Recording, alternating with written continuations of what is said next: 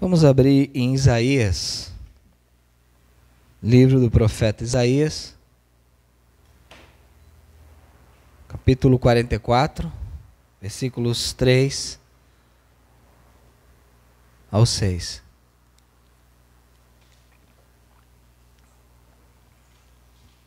Estamos iniciando as comemorações da Reforma Protestante, os 505 anos da Reforma, e a gente vai meditar sobre isso.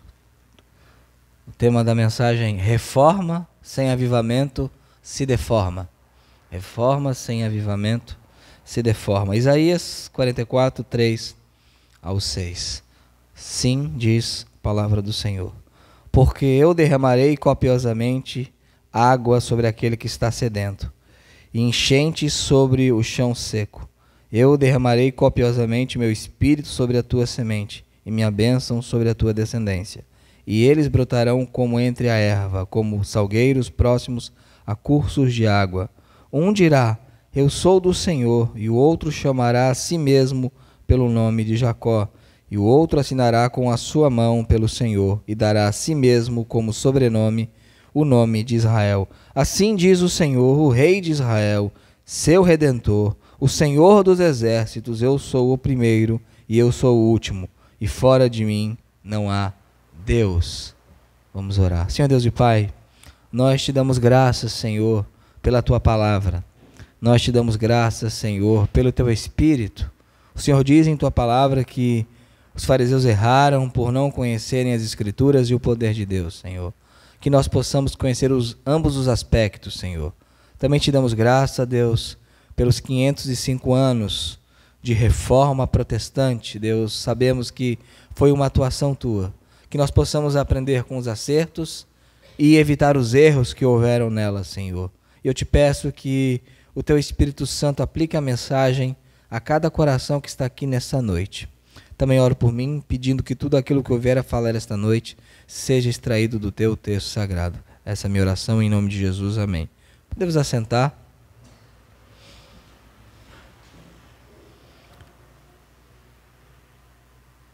Se você fazer um estudo de caso de nossa igreja, você perceberá que muitos dos elementos da reforma nós mantemos. Nós mantemos o princípio regulador de culto, que é a ideia que aquilo que o Senhor não ordena no culto não deve se ter. Nós mantemos uma visão pactual das Escrituras, uma visão equilibrada entre os testamentos. Nós mantemos também em nossa igreja um zelo pelo dia do Senhor, sem legalismo. Nós mantemos também em nossa igreja uma ênfase em catecismo de cada membro, discipulado. Nós mantemos também em nossa igreja uma ênfase na pregação expositiva. São todas heranças e boas heranças da Reforma Protestante. Porém, devemos entender que somente o conteúdo correto, a compreensão do conteúdo correto, não é suficiente para a igreja do Senhor. Somente crer corretamente não é suficiente para a igreja do Senhor. A reforma é algo a celebrar. Porém, a gente vai ver hoje que houveram erros na reforma, e houveram erros toda vez que a gente tenta reformar a igreja ou colocar a igreja nos trilhos sem o poder do Espírito Santo. E isso ocorreu na história, e isso também ocorreu no Antigo Testamento. Abram lá em 2 Reis, segundo livro de Reis, também conhecido como 4º livro de Reis, contando com os 2 primeiros Samuel. 2 Reis, capítulo 23. E a gente vai passear um pouquinho por este capítulo. O contexto aqui é que Josias acha o livro da lei, e ele então vê o livro da lei, lê o livro da lei, lê o livro da lei ao povo e inicia uma reforma religiosa em Israel, e ele retira de Israel todo o culto pagão.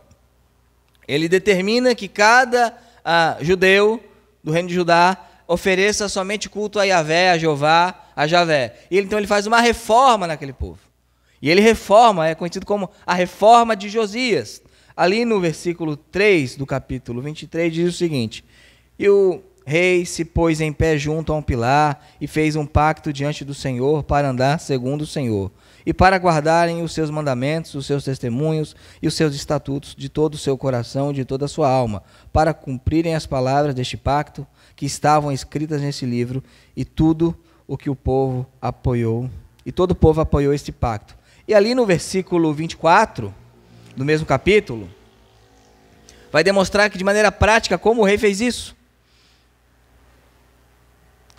Além disso, os que lidam com espíritos familiares e os feiticeiros e as imagens e os ídolos e todas as abominações que foram espionadas na terra de Judá e em Jerusalém, Josias lançou fora, para que pudesse cumprir as palavras da lei, as quais estavam escritas no livro de Ilquias, o sacerdote, que o livro de Ilquias, o sacerdote, encontrou na casa do Senhor. Então ele faz aqui uma reforma do culto. Olha, vocês vão adorar de acordo com os preceitos do Senhor. É uma reforma maravilhosa. Ele está limpando Israel dos ídolos, limpando Israel das abominações, limpando Israel das falsas doutrinas. Foi o que ocorreu em grau também na reforma protestante. Eles começam a entender que é somente Escritura, somente Cristo, somente a fé, somente a Deus glória, somente a graça.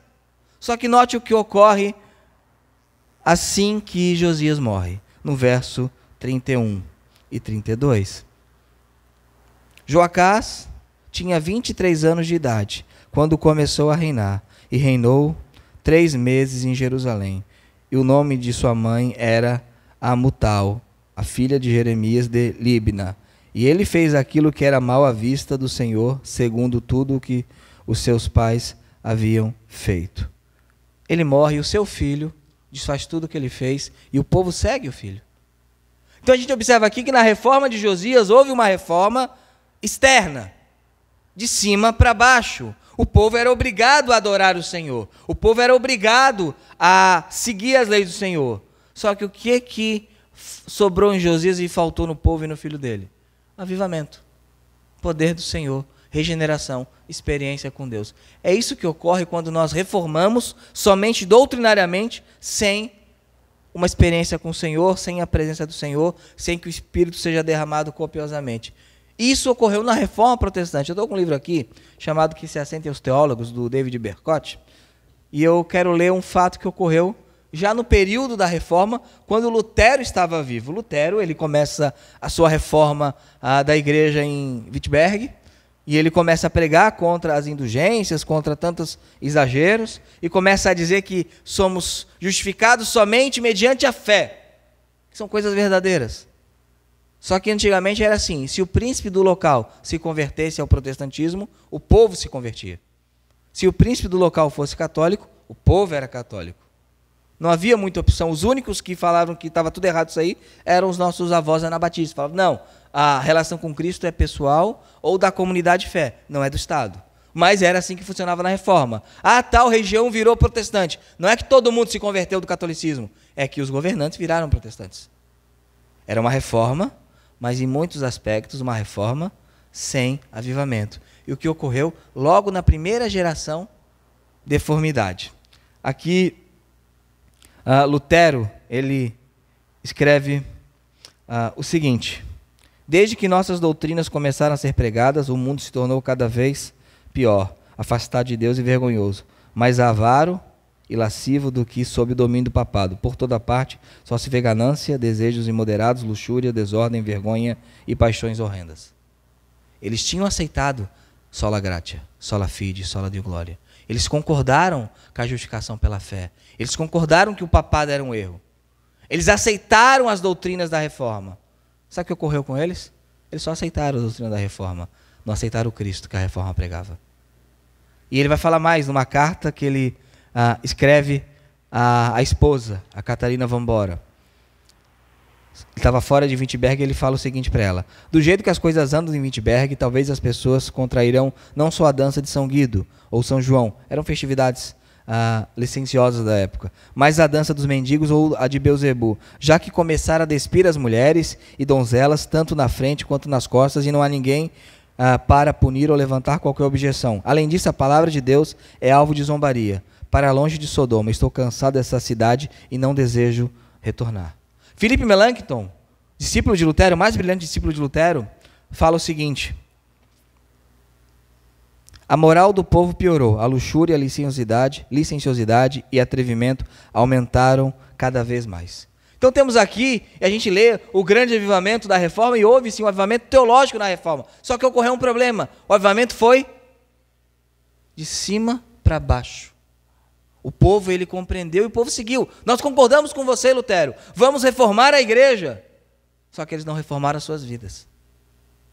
E o Lutero fala, está pior do que antes. E por que está pior do que antes? É fácil entender isso.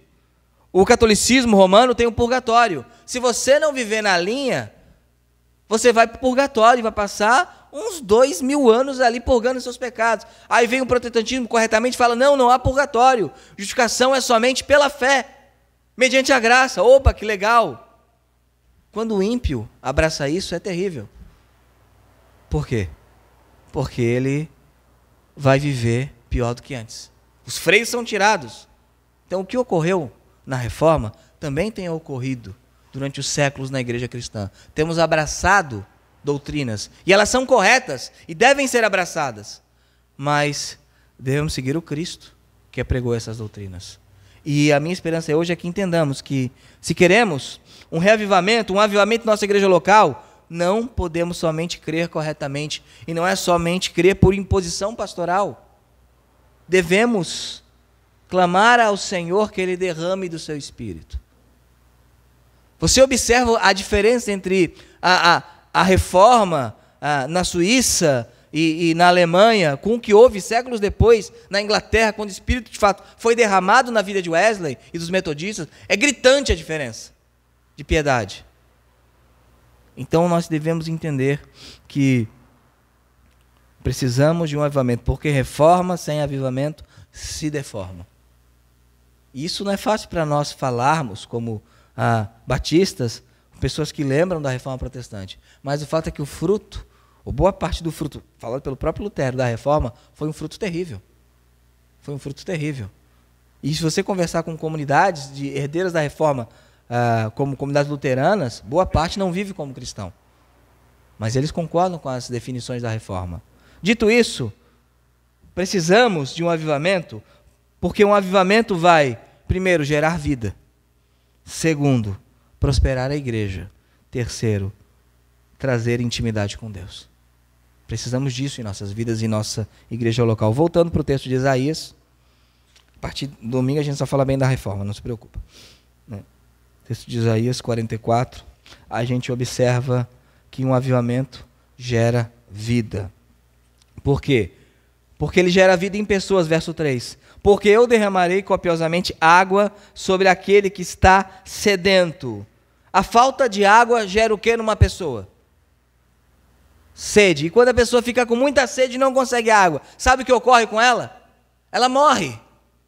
Aqui fala que ele vai dar água copiosamente àquele que está sedento. Sem água não existe vida, e muitos crentes estão somente tomando gotas do Senhor, tomando gotas do seu Espírito, tomando gotas de sua graça. Quando ele promete derramar água copiosamente, aqui a King James ela é muito assertiva, porque a expressão yatzak, é derramar em abundância, não é somente derramar, porque eu posso derramar e posso derramar. E aqui no texto eu derramarei copiosamente. Temos vivido muitas vezes de gotas da graça, quando o Senhor nos promete abundância de água viva, abundância do Senhor, abundância dele. E precisamos não somente ser uma igreja ortodoxa, não somente uma igreja que crê corretamente sobre o Espírito Santo, mas sim uma igreja que vive na abundância do Senhor, na abundância do Espírito, cheio da plenitude da graça de Deus. É o que nós precisamos. Se queremos de fato uma reforma, nós precisamos do Espírito, nós precisamos dele. Fazer entender doutrinas que são corretas, e elas são, já fizeram, mas quando ela está sozinha, a coisa vira uma ortodoxia morta. Da mesma maneira, quando você tem só ímpeto, sem doutrina correta, você vira fanático. Você precisa unir a mente e o coração. Abram ali em João, capítulo 7, e aqui é uma promessa que o Senhor faz ao seu povo, Israel, na antiga aliança, e também à sua igreja na nova. João 7, versículo 37 ao 39. Diz o seguinte: no último dia, o grande dia da festa, Jesus pôs-se em pé e clamou, dizendo: se algum homem tem sede, deixa-o vir a mim e beber. Quem crê em mim, como diz a Escritura, do seu ventre fluirão rios de água viva. Agora, aqui fala, se alguém tem sede, deixa vir a mim. Sabe por que não temos bebido dessa água copiosamente? Porque não temos ido a Ele. Não temos buscado ao Senhor para beber dessa água. Porque a promessa está aqui, eu derramarei copiosamente. Se você pegar Atos 2, o que houve? O Espírito Santo foi derramado sobre a igreja nascente. Derramado copiosamente e encheu toda a casa. Eles foram imersos no Espírito. E é isso que nós precisamos para nossas vidas. Só que por vezes estamos tão entupidos de refrigerante que não temos tempo e vontade de beber água. Estamos tão entupidos com as coisas deste mundo, com a praxe deste mundo, com os licores deste mundo, que nós estamos sem vontade de beber água. E o Senhor aqui tem uma promessa maravilhosa ao seu povo: eu derramarei copiosamente água sobre aquele que está sedento. Mas o que o sedento tem que fazer? Vir até a fonte e beber água. Você imagina, voltando para o século XVI, uma metade da Alemanha crendo corretamente, e Lutero falou: o que ocorreu? Por que está pior do que antes? Se eles estão crendo corretamente. Porque em muitos, obviamente havia homens piedosos, houve movimentos piedosos na Reforma, como os morávios, como os pietistas e tantos outros que buscavam uma vida mais íntima do Senhor, e realmente ocorreu. Só que a massa geral, ela era protestante. Ela ia dominicalmente na igreja. Só que Lutero fala, eles estão piores do que os demônios. O que tem ocorrido? Faltava o quê? Poder do Senhor. Houve reforma, mas se deformou. Tanto é, o que é a Europa hoje? Em relação ao cristianismo. O que é a Europa hoje? É um vazio de fé. É um vazio de Cristo. Então precisamos entender que o Senhor gera vida em pessoas. Há pessoas, crentes não mortos, mas desidratados, tomando gotinhas do Senhor. Gotinhas, quando o Senhor nos quer hidratados, abundantemente hidratados. Mas o Senhor também gera vida em locais. O verso 3, de Isaías 44. Eu derramarei copiosamente água sobre o que está sedento e enchente sobre o chão seco. Enchente sobre o chão seco. Nasal aqui, embora a CEF coloque rios, a ideia de inundação. Inundação. Porque um rio pode ser um rio estreitinho, pequenininho. Aqui é uma enchente, uma inundação sobre o chão seco. Há igrejas com chão seco. Há países com chão seco. Há locais que são desérticos em relação à graça e o poder de Deus. Mas a promessa do Senhor ao seu povo é que, mesmo que haja um local assim, o Senhor pode trazer uma enchente, uma inundação gigantesca sobre esse local, sobre esta igreja, sobre a cidade, sobre o país. E é interessante você observar a história dos avivamentos, e é um tema maravilhoso, e eu gosto muito da história dos avivamentos. O que é um avivamento? Quando Deus, de maneira sobrenatural, irrompe na história e faz algo que Ele não faz normalmente. Você, por exemplo, observa a história do avivamento metodista na Inglaterra. Como eu queria falar de um avivamento batista. A história do avivamento metodista na Inglaterra, em que a escravidão foi abolida. Em que, antes do avivamento metodista, havia um vício generalizado de rum, gin, entre as pessoas, mulheres e crianças, nas ruas, nas vielas, bêbadas. E Deus trouxe um reavivamento gigantesco. A escravidão foi abolida mediante isso. Começou-se o ensino de crianças a partir da Bíblia, que depois veio a ser chamada de escola bíblica dominical. Começou a se pregar, começou a ter cultos nas casas, e Deus fez uma obra tremenda. Quando o coração de Wesley, em maio de 1700 e alguma coisa, foi aquecido pelo Senhor, o Senhor derramou poderosamente água sobre a Inglaterra. Posteriormente, houve também o avivamento em Gales, país de Gales. Sabe o que ocorreu no avivamento de Gales, quando o Senhor começou a derramar copiosamente água sobre Gales? Os bares começaram a fechar. Os bares estavam abertos, a igreja estava cultuando, e as pessoas nos bares se ajoelhavam e começaram a chorar, se arrependeram dos pecados, fecharam os bares e iam para a igreja, sem ninguém falar. Obviamente isso é algo extraordinário, não é ordinário. Mas por que não podemos ter um pouco disso em nossa igreja local, em nossas vidas? Chão seco, o Senhor derrama. Por isso que eu acho incrível nós acreditarmos que o futuro do cristianismo em nosso país está em qualquer coisa humana e não no poder sobrenatural de Deus. Está no poder sobrenatural de Deus. Só quem pode encharcar o chão seco de uma nação, de uma igreja, de um estado, de uma cidade, é o Senhor. Somente Ele pode fazer isso. Que nós possamos entender isso, né? O Senhor, Ele dá vida a locais. Vou dar um dado para você. Um dado não oficial, porque a China sempre ela diminui, né? Mas é muito provável que nesse momento há mais cristãos evangélicos na China que no Brasil. É muito provável que esse dado seja correto. Deus tem feito com que aquele chão seco seja encharcado pelo poder dele. Deus tem feito isso. E a nossa oração é que Deus faça isso. No mês da reforma, que não sejamos somente uma igreja que crê nos 5 solas da reforma protestante, mas uma igreja cheia do Espírito, cheia do Senhor, cheia da graça dele. E o Senhor gera vida por gerações. Eu derramarei copiosamente, verso 3, meu Espírito sobre a tua semente e minha bênção sobre a tua descendência.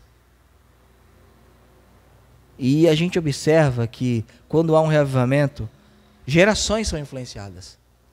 Como nós vamos abençoar as nossas gerações, os nossos filhos, aqueles que virão? A gente tem que clamar ao Senhor que Ele faça isso. Que o Senhor derrame do Espírito dele em nós e nos nossos filhos, e nas gerações que virão, e nas gerações que estão por vir, e nas gerações da igreja. O futuro da igreja não está no marketing, o futuro da igreja não está em ler a sociedade, o futuro da igreja está na dependência do Espírito do Senhor. Aí está o futuro da igreja. Aí está a chave para que a igreja sobreviva. O Senhor gera vida por geração e geração. E mais, Ele faz mais quando o Espírito é copiosamente derramado. Ele prospera a igreja, verso 4. E eles quem? Aqueles sedentos.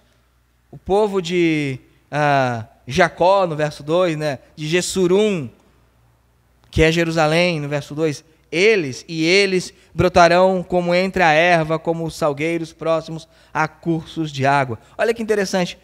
Brotarão como entre a erva, ou brotarão entre a erva.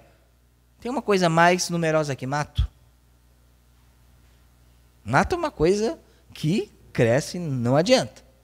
E você nem quer plantar, mas ele está lá. Ele está lá. Fala, vocês vão brotar. O chão está seco, eu derramei do meu Espírito. Agora, vocês vão brotar como a erva, como um mato. Significa uma coisa, em uma igreja como nós, que estamos plantando e não somos tão numerosos, a gente tem um perigo. Achar que não ser numeroso é evidência que estamos fazendo tudo certo. Nem toda igreja numerosa é abençoada por Deus, e nem toda igreja pequena é abençoada por Deus. Mas existe uma coisa que é um fato. Sempre que o Senhor derrama copiosamente sobre uma igreja local, ela cresce. Ela cresce. Isso é um fato. Isso é verdade. Aqui fala que eles brotarão como entre a erva. Vamos abrir em Atos.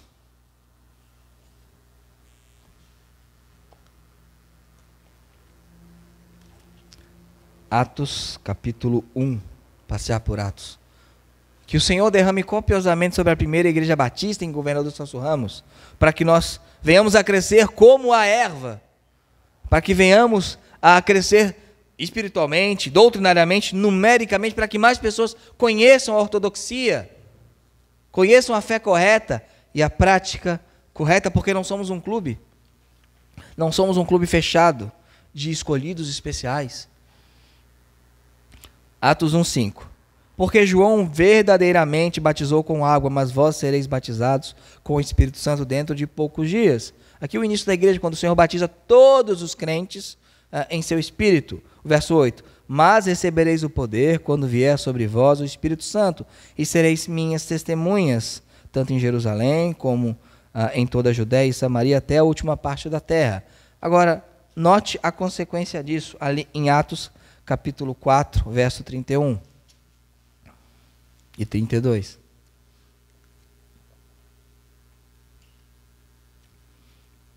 E tendo eles orado, foi abalado o lugar em que estavam reunidos, e todos foram cheios com o Espírito Santo e anunciavam a palavra de Deus com ousadia. E a multidão dos que criam era um só corpo. A palavra usada é multidão. A multidão dos que criam. O Senhor derramou copiosamente e a igreja ela prosperou numericamente. O verso 1 do capítulo 6 de Atos.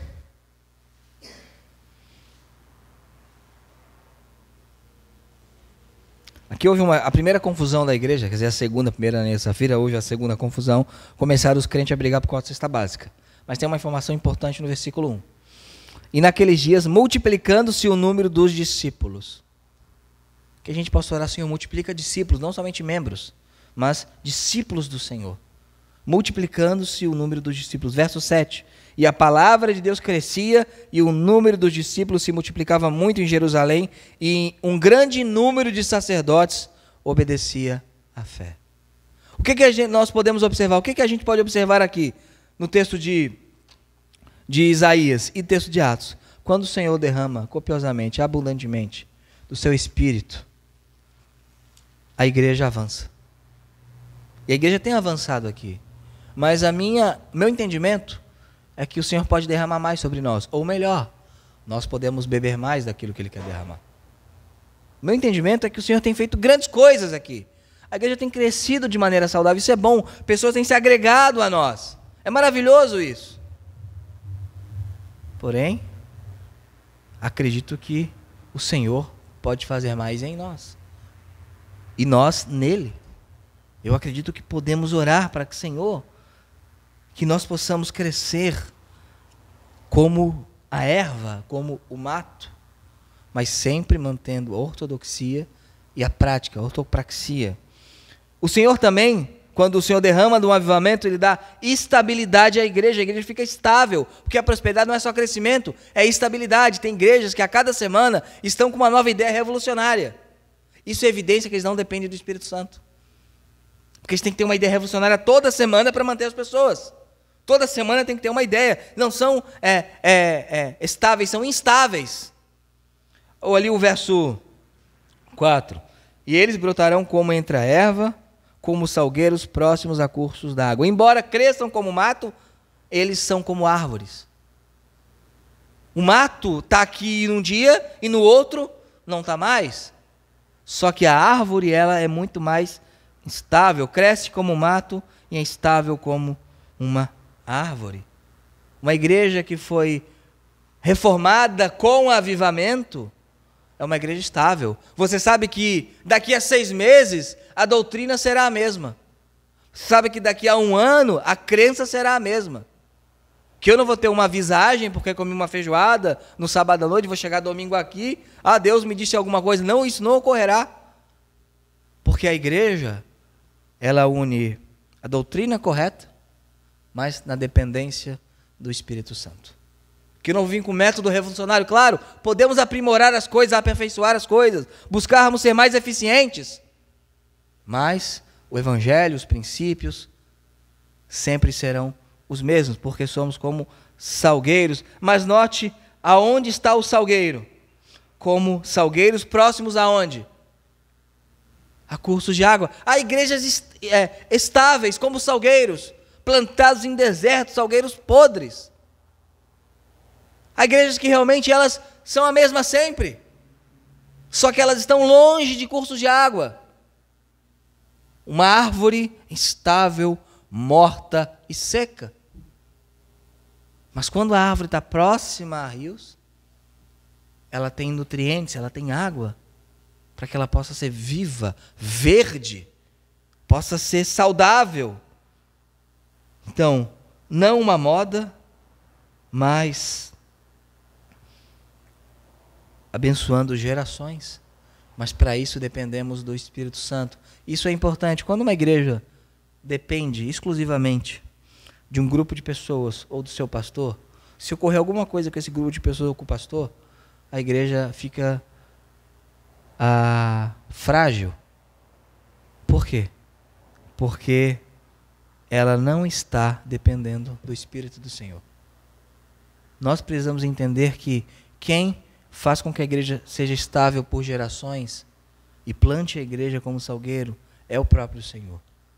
O meu sonho é que sejamos uma referência de igreja, e aqui eu falo sem medo, porque eu acho que um grupo não pode pegar o copyright da expressão reformada, uma igreja reformada, aqui nessa cidade, uma igreja de referência bíblica, mas não uma igreja seca do Espírito. Isso nós não podemos ser nunca, em tempo algum. Então o Senhor, Ele prospera a igreja. O Senhor tem prosperado aqui, mas como cantaremos depois, gotas somente nós temos. Já é um problema que a igreja tem há muito tempo, né? As igrejas, a gente sabe que tem mais, mas precisamos de mais e de mais. E um avivamento vai trazer intimidade com Deus, que é o que faltou na reforma, no povo. É o que faltou na reforma no povo. O verso 5. Um dirá, eu sou do Senhor, e outro chamará a si mesmo pelo nome de Jacó. E outro assinará com sua mão pelo Senhor, e dará a si mesmo como sobrenome o nome de Israel. Um avivamento genuíno traz intimidade com Deus. David Brainerd pegando pedras e jogando para cima na floresta até que Deus se manifestasse a ele. Intimidade com Deus. Isso vai gerar então o quê? Senso de pertencimento do Senhor. O verso 5 ele inicia de maneira maravilhosa, linda. Um dirá, eu sou do Senhor. Eu pertenço ao Senhor. O Senhor é meu dono. O Senhor não é um apêndice dominical na minha vida. O Senhor não é algo, eu também sou evangélico. Eu sou do Senhor. Eu pertenço ao Senhor. O Senhor é meu dono. Eu sou seu servo, eu sou seu escravo. Eu vivo para agradá-lo. Ele é meu amo. Eu sou do Senhor.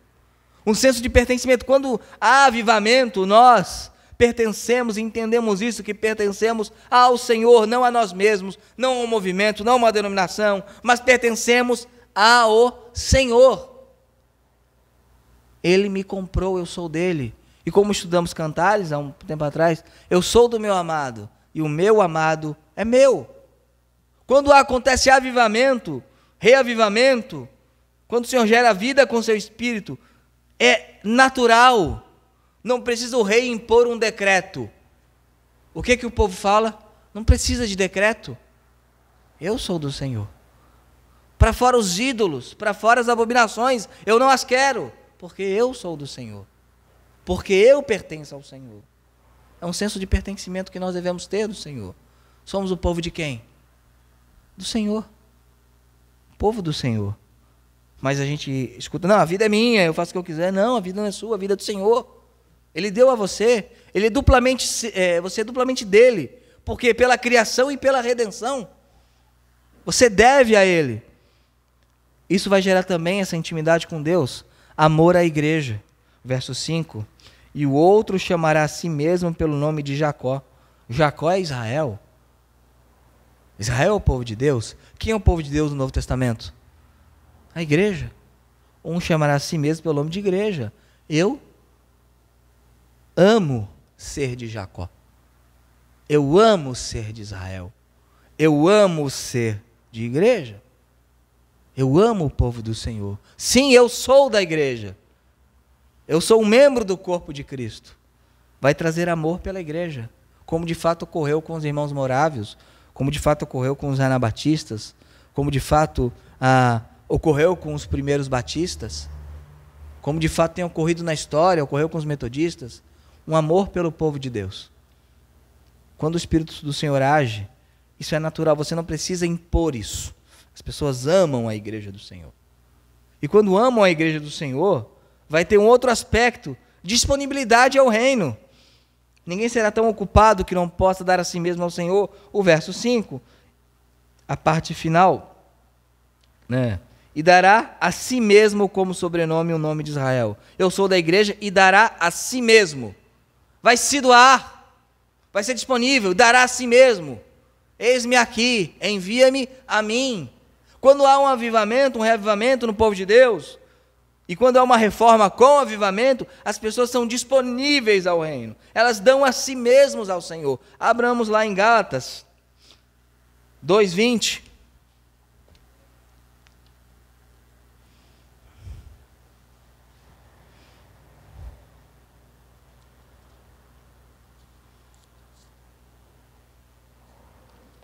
Gálatas 2:20. Diz o seguinte: eu estou crucificado com Cristo. Não obstante eu vivo, porém não eu, mas Cristo vive em mim.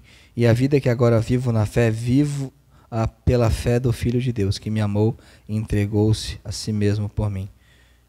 Eu vivo, mas não eu. Quem vive, Cristo vive em mim. Porque eu vivo pela fé do Filho de Deus, pela fidelidade dele, ao cumprir o pacto de graça com o Pai, morreu em meu lugar, então eu vivo por isso. A minha meta de vida é isso. Como a pessoa não será disponível ao reino? Quando ela entende que ela vive por causa dele. Não vivo mais eu, mas Cristo vive em mim. Isso vai gerar que eles vão viver em nome de Jesus. Verso 5, novamente. E aqui é maravilhoso. E o outro assinará com sua mão pelo Senhor. Você vai assinar com a sua mão pelo Senhor. Não, deixa que eu assino aqui, eu estou representando o Senhor. Sabe o que significa? Que você vai ser tão íntimo do Senhor no reavivamento, que as suas atitudes serão as atitudes que ele teria. Paulo fala, sede meus imitadores como eu sou de Cristo. Quando gera um reavivamento, a gente pensa, não, isso é impossível. Os irmãos morávios, alguns, eles queriam pregar os escravos e não podiam pregar os escravos, porque os donos não deixavam. Eles se venderam como escravos para pregar os escravos. Isso não foi exatamente o que Jesus fez? Claro, não temos esse contexto social aqui, mas o fato é que devemos viver em nome do Senhor, disponíveis para o Senhor. A gente tem que celebrar a reforma. Só que houve erros na reforma. Um dos erros da reforma foi o Estado dizer como as pessoas deveriam crer. E elas falaram, não, nós cremos. Só que entrou aqui. E não entrou aqui. E o Espírito Santo não foi derramado copiosamente em muitos locais. E quem pode providenciar isso à igreja?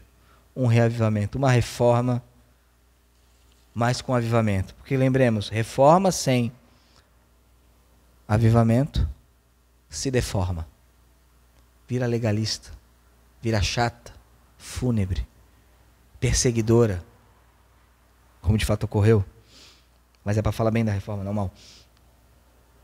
Quem pode produzir isso? Verso 6. Quem é que pode? O que diz o texto? Quem está dizendo? É o Senhor, não é? Assim diz o Senhor, o Rei de Israel e seu Redentor, o Senhor dos exércitos. Eu sou o primeiro e eu sou o último. Fora de mim não há Deus.